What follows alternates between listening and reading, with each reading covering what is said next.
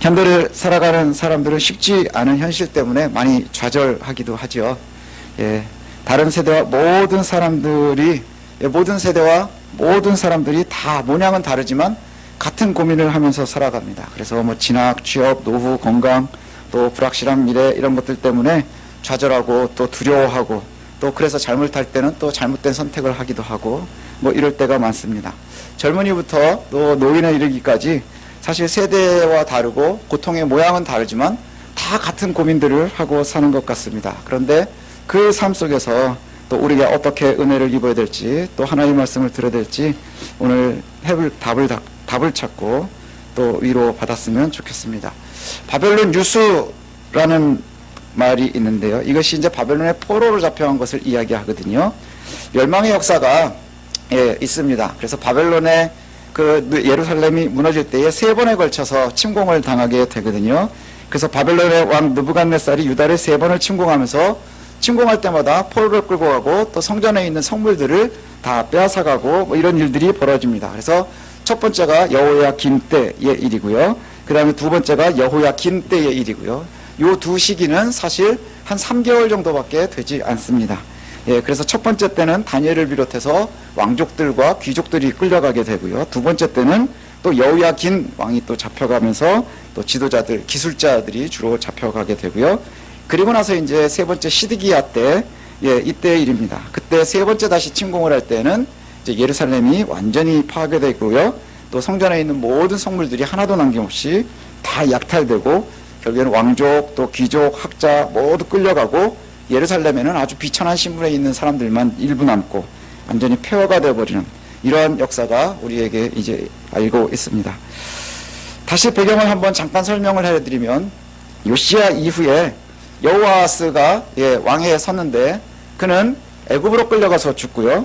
그리고 나서 애굽에서 세워놨었던 왕 또 여호야김은 또 느부갓네살이 쳐들어와서 잡아가고 또 여호야김도 또 쳐들어와서 잡아가고 그리고 또 시드기야를 세워놓고 뭐 이렇습니다. 그래서 왕들도 이스라엘이 원하는 대로 함부로 세울 수 없는 뭐 이런 시기를 지내가고 있는데 그때에 보면 오늘 본문 29장의 배경을 설명하는데 여고냐가 예루살렘을 떠난 후다 이렇게 표현되어 있거든요. 여고냐는 여호야긴을 이야기하거든요. 여호야긴이 포로로 끌려간 그 사이, 그러니까 2차 포로가 딱 끌려간 사이, 우리가 알고 있는 것처럼 지금 왕은 시드기야고 이미 포로는 2번이나 끌려갔고 성전의 성물들은 일부 다 빼앗겼고 이런 상황입니다. 그런데 거기에 시드기야 왕이 바벨론에 사신을 보낼 때에 그 사신의 편에 예레미야가 쓴 편지가 오늘 본문에 소개가 됩니다. 내용은 이렇습니다. 포로로 끌려간 사람들한테 뭐라고 얘기하고 있느냐 하면 니들 거기서 집 짓고 살아. 니들 거기서 집 짓고 살고 그 다음에 농사도 짓고 그 열매로 너희가 살아야 되고 결혼도 하고 아이들도 낳고 그 아이들이 자라면 그 아이들도 거기서 결혼을 시키고 또 거기서 아이들도 낳고 그렇게 살아야 돼. 이 얘기를 하는 거죠. 거기에 보니까 바벨론에 포로로 끌려가서도 거기에도 가짜 선지자들이 있는 거예요. 우리 곧 돌아갈 거야, 곧 돌아갈 거야, 뭐 이렇게 이야기하고 있는데 그 말 듣지 말라는 거죠. 너희 거기서 집도 짓고 살아야 되고 농사도 짓고 그 열매까지 거두고 자녀를 낳고 결혼도 하고 자녀들도 결혼하고 그렇게 해야 된다. 그래서 너희가 거기에서 잘 살아남고 그리고 아이들도 많이 낳아서 인구가 줄지 않도록 하라. 뭐 이렇게 얘기를 합니다. 예레미야가 왜 이렇게 이야기를 했을까요? 포로 생활이라는 것이 결코 편하지 않거든요. 간단한 것이 아닙니다. 그런데 거기에서 집을 짓고 농사를 짓고 열매를 먹고 결혼하고 자녀들을 낳아라. 이것은 그냥 아주 정착하라는 얘기거든요. 아주 정착하라는 얘기. 이게 쉽지 않은 얘기입니다. 오히려 우리는 뭘 듣고 싶어 하나요? 빨리 돌아갈 거야 라는 얘기를 듣고 싶어 하죠. 마치 군대에 가 있는 우리 현성이가 너 이제 곧 제대야. 이게 좋지. 너 여기서 말뚝 박아라 자꾸 그러면 얼마나 고통스럽게요. 그죠? 너무너무 힘들 거예요. 아마 군대 갔다 오신 분들 다 그런 생각들 하실 것 같아요. 그런데 그 얘기를 하고 있는 거예요. 너네 여기서 살아야 돼. 그 시간이 굉장히 길 거야. 뒤에 밝혀지지만 여호와께서 예레미야를 통해서 알려주신 그 포로의 기간이 70년입니다. 이 70년을 갖다가 우리가 여러 가지로 해석들을 하시는데 성경에서는 7자가 완전수이거든요. 아주 대표적인 완전수입니다. 그거의 10배예요. 그냥 엄청나게 긴 세대죠. 한번 여러분이 생각을 해보시죠. 하나님께서 이스라엘 백성들이 광야에서 범죄했을 때 한 세대를 멸하시는데 몇 년이 필요했어요? 40년이 필요했습니다. 그거에 거의 2배가 되는 시간이에요. 그러니 너희들이 한 세대가 아니라 거의 한 세대 이상이 거기에서 자고 나고 죽어야 된다. 뭐 이 얘기와 다르지 않다는 것이죠. 포로들아, 너희가 거기서 잘 정착하고 거기서 대를 이어서 살아가. 이 말은 완전 저주 아닌가요? 완전한 저주 같습니다. 언뜻 들으면 이제 너희는 완전 버림당한 거야. 뭐 이 얘기와 다르지 않습니다. 사형 선고처럼 어마어마한 징계이지요. 그런데 오늘 본문에서 제일 중요한 것은 뭐냐 하면요, 하나님께서 너희를 버리지 않으셨다 하는 말이 중심에 있어요. 그 말이 가장 중심입니다. 우리 오늘 요절로 읽었었던 그 11절이 이렇게 되어 있거든요. 여호와의 말씀이니라 너희를 향한 나의 생각은 내가 안 하니 평안이요 재앙이 아니니라. 평안이고 재앙이 아니랍니다. 너희에게 미래와 희망을 주는 것이다. 이렇게 말씀하세요. 너희들이 여기에서 잘 먹고 잘 살고 막 견뎌. 근데 그 맨 마지막에 나오는 얘기가 뭐예요? 너희들이 자녀를 계속 낳아야 되고, 그리고 거기에서 너희들의 인구가 줄지 않도록 하라. 왜요? 70년 후에는 돌아올 것이고, 그리고 내가 이 얘기를 하는 건 너희를 버렸다 하는 얘기가 아니라 너희에게 희망을 이야기하고 있는 거야. 재앙이 얘기하는 게 아니라 평안을 얘기하고 있는 거야. 지금 미래를 이야기하고 있는 거야. 이렇게 말씀하세요. 이 얘기를 들으면 좀 어이가 없을 수도 있어요. 왜요? 이미 포로인데, 이미 버림받았는데, 이미 끌려왔는데, 그 생각 들지 않을까요? 이미 벗어나지 못할 것 같은 그 굴레에 빠져버렸는데 어디에서 희망을 찾을 수 있을까요? 사실은 이 말씀을 준비하면서 이런 생각을 했어요. 지금 현재를 살아가고 있는, 21세기를 살아가고 있는 저 여러분에게도 되게 중요한 이야기인 것 같아요. 굉장히 중요한데 12절 이후의 말씀이 보면 이렇습니다. 너희가 이미 망했고 고난에 이미 처했고 그래도 너희가 나를 찾고 내게 와서 내가 기도하면, 너희가 부르짖으면 내가 들을 거야. 이렇게 말씀하세요. 그리고 너희가 온 몸으로 나를 구하면 내가 찾아줄 거야. 이렇게 말씀하시거든요. 이 얘기는 뭐냐 하면, 사람들이 오해하고 있는 거 있어요. 당시에 예루살렘에서 내가 예배만 드리면, 예루살렘만 우리가 지키면 하나님이 우리와 함께 하시겠지, 하나님을 한정하고 있었는데 이것을 다 멸하시고, 그리고 바벨론으로 포로로 끌려가 있지만, 그래서 너희가 예루살렘을 못 지키고 있지만 그곳에서라도 나를 전심으로 찾으면 나 거기서도 너희랑 함께 할 거야. 그 얘기를 하시는 거예요. 내가 너희와 거기에서도 함께 할 거야. 너희가 나를 전심으로 찾으면 내가 너희와 함께 할 거고, 기도하면 들을 것이고 내가 너희를 도와줄 거야. 이렇게 얘기하는 거예요. 비록 몸은 멀리 예루살렘에서 떠나 있지만, 그리고 이제 조금 지나면 시드기야 때는 이제 아무것도 남지 않고 예루살렘이 다 획파돼서 없어지겠지만, 그렇게 멸망하겠지만, 그렇게 힘든 너희의 현재 상황 속에서도 너희가 나를 찾으면 내가 너를 만나. 너희가 나를 전심으로 구하면 내가 너희와 함께 할 거야. 너희가 기도하면 내가 거기 있어도 내가 들을 거야. 이렇게 말씀하신다는 거죠.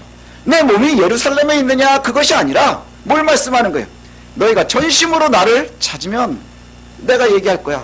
현실은 눅눅하지 않지만, 현실은 이미 너희가 포로로 있는 것 같지만 회복하게 할 거라는 것이죠. 예레미야와 거짓 선지자의 차이점이 어디에 있다 그랬나요? 회복을 이야기하는데 회복은 반드시 무엇 뒤에 온다 그랬나요? 회개 뒤에 오는 거예요. 회개 뒤에. 회개 뒤에 오는 거예요. 하나님, 내가 잘못했습니다. 관계가 회복돼야 우리의 모든 것이 회복되어진다고 하는 것이죠. 그런데 거짓 선지자들은 뭔만 얘기한다 그랬어요? 회개가 전제되지 않아요. 잘 될 거야. 포로로 끌려간 이들에게 뭘 얘기해요? 듣기 좋은 얘기를 하는 거예요. 금세 돌아갈 거야. 예루살렘에서는 하나님 도와주실 거야. 2년 이내에 다시 돌아올 거야. 라고 얘기한다는 거죠. 하나님의 계획은 70년인데 너희들이 그곳에서 애도 낳고 집도 짓고 거기서 농사지면서 그 열매로 살고 니네들이 낳은 애들이 또 애를 낳을 때까지 살아야 되는데, 이렇게 말씀하신다는 거예요. 지금 우리가 살아가고 있는 이 시기가 영적 바벨론의 시기와 같다는 생각을 할 때가 많습니다. 예루살렘 같지 않아요. 상황이. 주변의 상황은 예루살렘 같지 않아요. 그래서 신앙생활하는 것도 쉽지 않아요. 굉장히 힘들어요. 고통스러워요. 사실은 사회에 나가서 기독교인이다, 크리스찬이다 라고 얘기하는 정체성을 밝히는 것이 아무런 의미도 없고요. 아무런 영향력도 끼치지 못하는 것 같아요. 마치 바벨론이라고 하는 이방 민족들 사이에 홀로 떨어져 있는 것처럼 우리가 살아가는 것 같거든요. 그런 시대를 살아가는데 영적으로 지치는 것은 물론이고 몸도 너무나 힘들죠. 미래를 생각하면 우리가 살아갈 것이 암울하지 않나요? 포로로 끌려간 예루살렘의 백성들과 뭐가 다르겠어요? 바벨론의 호련단신 그냥 끌려가서 거기에서 이제 밑바닥부터 다시 시작을 해야 된다고 생각해 보세요.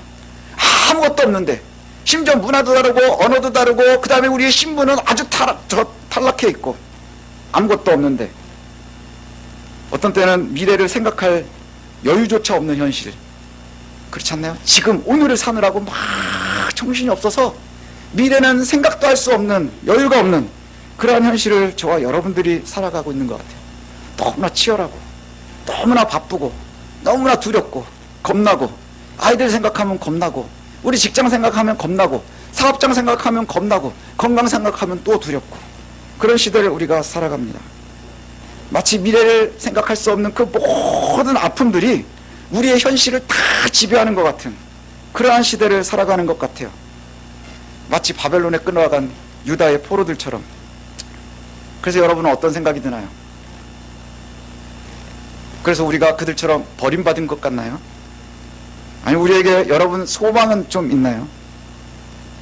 정말로 하나님께서 나에게 뭔가 말씀하시는 것 같아요. 아직도 내 삶에 하나님이 주장하시는 영역이 있는 것 같아요. 그러면 굉장히 믿음이 좋은 겁니다. 굉장히 믿음이 좋은 거예요. 어쩔 때는 목사 타이틀 달고 사는 저도요, 세상에 홀로 있는 것 같을 때가 있거든요. 의지할 게 하나도 없는 때가 있는 것 같고요, 겁 말고 나는 게 없는 게 있어요. 겁만 날 때가 있어요. 그리고 기도가 잘 되나요? 그때 기도가 나오면 정말 믿음 잘하는 겁니다.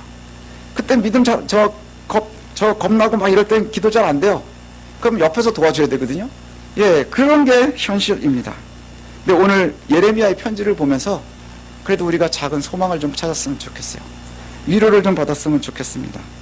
바벨론 한가운데서 아프고 두렵고 떨리고 고통스러운 나에게, 이미 포로된 나에게, 이미 고통 가운데서 지금 살아가고 열심히 견뎌내고 있는 나에게 여호와께서 뭐라고 말씀하세요? 집을 짓고 자녀를 낳고 일을 하고 그곳에서 열심히 살고 너희들이 그곳에서 숫자가 줄지 않도록 열심히 노력해라. 구약에서 자녀를 낳는 건 뭔가요? 하나님의 은혜를 경험하고 확인하는 길이거든요. 그죠? 자녀를 낳는 건 하나님의 은혜를 확인하는 거예요. 그 인구가 줄지 않는다는 게 뭐예요? 그곳에서도 힘들지만 하나님께서 너희와 함께 하시는 것, 그것을 계속 찾아내면서 거기서 버티고 살아내. 그리고 그곳에서도 너희가 나를 놓치지 말고 기도해, 간구해. 그럼 내가 너희랑 함께 할 거고, 내가 너희를 찾아갈 거고, 내가 만나줄 거고, 내가 응답할 거야. 이렇게 약속하신다는 것이죠. 그리고 하나님께서 약속해 놓으신 그때에 열매가 있는 거예요. 엄청나게 길고 한 세대가 지나가고 한 세대 반이나 될 것 같은 그 70년이라고 한, 끝나지 않을 것 같은 이 시기를 지나야 되긴 하지만, 그러나 뭐가 우리에게 은혜인가요? 끝이 있다는 거예요. 정해놓으신 시기가 정해져 있다는 것이죠. 그리고 그것에 하나님께서 건지시고 회복하실 것이다, 이렇게 약속해 주신다는 겁니다. 이걸 저와 여러분들이 좀 신뢰했으면 좋겠습니다. 우리가 주변을 보고 바벨론만 바라보면 겁나지만 그곳에서도 함께 하시는 하나님을 우리가 찾을 수 있었으면 좋겠어요. 그리고 지금 굉장히 긴 시간을 지나가는 것 같지만, 안 끝날 것 같지만, 그러나 하나님이 정해놓으신 시간이 한 텀이라는 거예요. 70년이라고 정해놓으신다는 것이죠. 그 시기 동안 이스라엘은 뭘 해야 되는 건가요? 하나님과의 관계를 회복하는 거예요. 하나님과의 관계를 돈독하게 만들어 놓는 것입니다. 예레미야와 동시대의 선지자들이 있습니다. 제가 오늘 볼 것은 하박국이거든요. 하박국도 동시대의 선지자입니다. 요시야, 여호아스, 여호야김, 이 시대의 선지자이거든요. 하박국 선지자의 말 중에 제일 유명한 건 의인은 믿음으로 말미암아 살리라. 2장 4절에 이 말씀이 있거든요. 의인은 믿음으로 말미암아 살리라. 이 말이 뒤에 로마서에 가면 또 바울이 하는 이야기잖아요.